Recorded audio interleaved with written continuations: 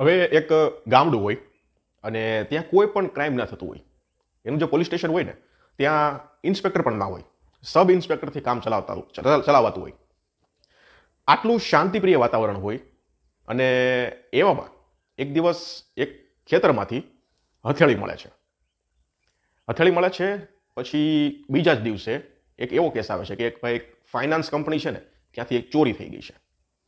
પછી એ જ દિવસે પાછી એક એવી ન્યૂઝ આવે છે કે ભાઈ ગામમાં જે ડેમ છે ને ત્યાંથી એક લાશ મળે છે.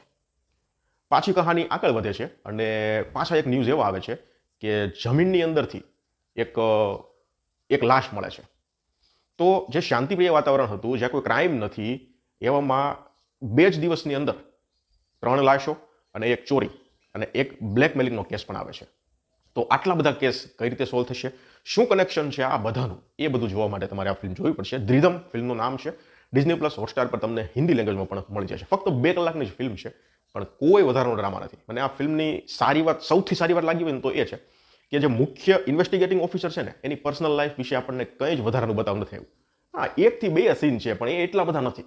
અમુક મિનિટો માટે, 1.5 મિનિટ 2 મિનિટ માટે એની પર્સનલ લાઈફ બતાવવામાં આવી છે. બાકી કટ ટુ કટ જે મુખ્ય સ્ટોરી છે, જે મુખ્ય કામ છે, એની જ વાત છે.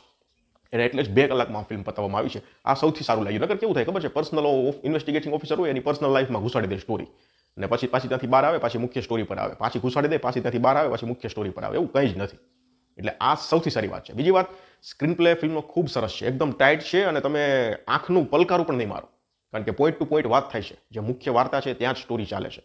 કલાકારોની એક્ટિંગ ખૂબ સરસ છે. મને આ ફિલ્મની સિનેમેટોગ્રાફી બહુ સરસ લાગી. એમાં સ્પેશિયલી જે એરિયલ શૂટ છે, એરિયલ સીન છે, ભાઈ ગજબના છે. અને એમાં સ્પેશિયલી જ્યારે ક્લાઇમેક્સમાં જે ફાઇટ એક્શન સીન આવે છે અને ત્યાં જે કેમેરા એંગલ છે, ઓહ ગજબ છે. એના સિવાય ઘણા કેમેરા એંગલ એવા છે કે તમને એમ થઈ છે કે ભાઈ વાહ શું શોટ છે.